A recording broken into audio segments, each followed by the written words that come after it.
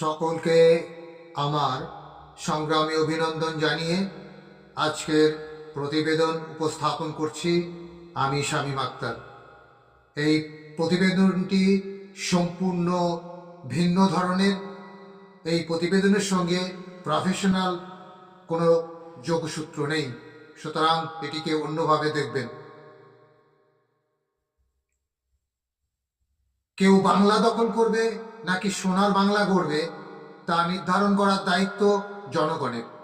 সেই জনগণ যাতে শাসক শ্রেণীকে সাধারণের ন্যূনতম মৌলিক চাহিদা শিক্ষা, স্বাস্থ্য, অন্ন, বস্ত্র, বাসস্থান এই 5টি বিষয় নিয়ে যাতে কোনো রকম প্রশ্ন বা ক্ষোভের বহিঃপ্রকাশ না করতে পারে, তার জন্য জনগণকে ব্যস্ত করে রাখার জন্যই চলমান SIR। সেই সাথে সাম্প্রদায়িক বিভেদ নীতি কার্যকর ও গরিব মেহনতি মানুষের ওপর ধারাবাহিক আক্রমণ, যা এ রাজ্যের শাসক দলও জড়িয়ে। এই পরীক্ষায় দুটিই প্রশ্ন থাকবে, হয় আমাকে জেতাও, নয় তাকেই জেতাও। এর বাইরে আর কোনো কিছু থাকবে না। এর থেকে আমরাও পরিষ্কার বুঝতে পারি এদের আসল ভূমিকা কি। শীত বিদায় নেওয়ার পথে, তবুও এ শীত যেন জাঁকিয়ে বসছে। পুরো শীতকাল জুড়েই SIR এর শুনানি চলছে এই বাংলায়। শুনানিতে ছুটছেন কেউ চাষ ফেলে, কেউ বা অসুস্থ শরীরে অথবা প্রসব যন্ত্রণা নিয়ে। বয়সের ভারে নুজ্জদেরও রেহাই নেই। রেহাই নেই যারা দিন আনে দিন খায়, দিনমজুরিতে সংসার চালায়।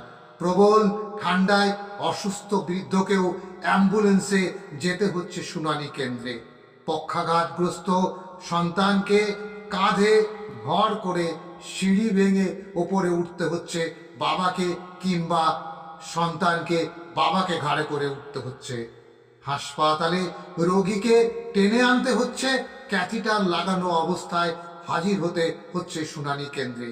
এমনকি বিয়ের পোশাকেই ছুটতে হচ্ছে বর এবং কনেকে। নাতির কোলে শুনানিতে 91 বছরের বৃদ্ধাও। পরিযায়ী শ্রমিকরা, দূরে কর্মরতরা বুঝতে পারছেন না কি করে শুনানির ডাকে তারা সাড়া দেবেন। যেখানে শুনানি চলছে সেখানকার পরিবেশেও উপস্থিত সবার পক্ষে অনুকূল নয়। বসার জায়গা, ব্যবহারযোগ্য শৌচাগার, পানীয় জলের ব্যবস্থা সর্বত্র সবার জন্য নেই বলে সংবাদে প্রকাশ। শুনানির নামে এই হয়রানি তীব্র অত্যাচারের রূপ নিয়েছে। এনুমারেশন ফর্ম নিয়ে বিএলওরা বাড়ি বাড়ি গেলেন, অথচ শুনানিতে সংখ্যাটা অনেক কম হওয়া সত্ত্বেও কাউকে বা কোনো টিমকে নিয়োগ করা হলো না কেন, যিনি এদের কাছে গিয়ে সঠিক তথ্য যাচাই করবেন?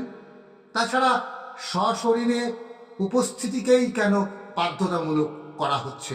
প্রয়োজনীয় নথি নিয়ে অন্য কেউ তো শুনানিতে যেতে পারেন। নাগরিকত্ব চলে যাওয়ার বিষময় পরিণাম অল্প বিস্তর সবাই জানেন বিগত দিনের ইতিহাস ঘেটে। সেই আবহের গর্ভে এখানে বস্তুত সবাইকে সন্ত্রস্ত করা হচ্ছে তাদের নাগরিকত্ব প্রমাণ করার জন্যে। বিজেপি নেতারা, মন্ত্রীরা নির্বাচন কমিশনকে এ ব্যাপারে বাস্তবে তাদের শাখা সংগঠন হিসেবে প্রতিনিয়ত ব্যবহার করছেন, সে বিষয়ে কোনো সন্দেহ নেই। তাদের আস্ফালন মতুয়া সম্প্রদায় সহ সংশ্লিষ্ট সর্বস্তরের মানুষের মধ্যে আতঙ্ক বহুগুণ বৃদ্ধি করেছে। যেটা প্রমাণ করার দায়িত্ব রাষ্ট্রের, সেটা চাপিয়ে দেওয়া হচ্ছে নাগরিকদের উপর, যিনি ইতিমধ্যেই ভোট দিয়েছেন, ভোটার কার্ড বা এপিক কার্ডের মালিক হয়েছেন। তাকেই বলা হচ্ছে তুমি প্রমাণ করো তুমি এদেশের নাগরিক। ভেবে দেখা হচ্ছে না, প্রশ্ন তোলা হচ্ছে না, নাগরিক ছাড়া তিনি বা তারা ভোটার হলেন কি করে। বিষয়টা আরো একটু গভীরে যাওয়া যাক। The representative of people's act 1950 এর 16 ধারায় পরিষ্কার বলা আছে, একজন ব্যক্তি যদি ভারতের নাগরিক না হন তাহলে তার নাম ভোটার লিস্টে উঠবে না। অথচ দেশের স্বরাষ্ট্রমন্ত্রী বলছেন সব ভোটারদের পকেটে ভোটার কার্ড বা আধার কার্ড যাই থাকুক না কেন প্রমাণ করবে না আপনি এদেশের নাগরিক। অথচ এদেশের আইনসভায় বেনাগরিক ও সম্মানীয় সদস্য, সে বিষয়ে কি বলবেন? স্বরাষ্ট্রমন্ত্রীর কথা যদি সঠিক হয় তাহলে এটা তো নির্দ্বিধায় বলা যায় নাগরিক এবং অনাগরিকদের দ্বারা নির্বাচিত এই সরকার, সে কারণে এই সরকার অবৈধ সরকার। সেই সরকার কি নাগরিকত্ব, ভোটার হওয়ার আইন সহ যে কোনো আইন প্রণয়ন করতে পারে? সংবিধান অনুযায়ী নাগরিকদের দ্বারা নির্বাচিত সরকারি দেশ চালাবে, আইন প্রণয়ন করবে। এখানে কিন্তু তা হচ্ছে না। সংখ্যাগরিষ্ঠতার জোরে সাধারণ বিচারবোধও হারিয়ে ফেলেছেন নেতা মন্ত্রীরা।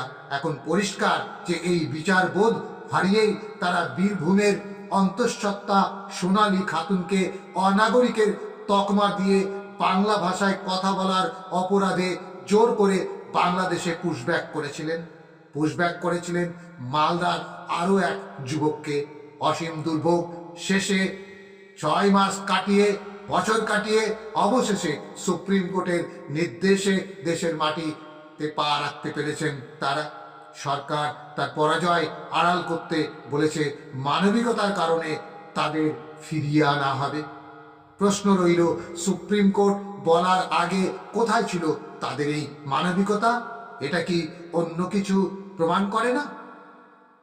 ধন্যবাদ সকলকে। ইনকলাব জিন্দাবাদ।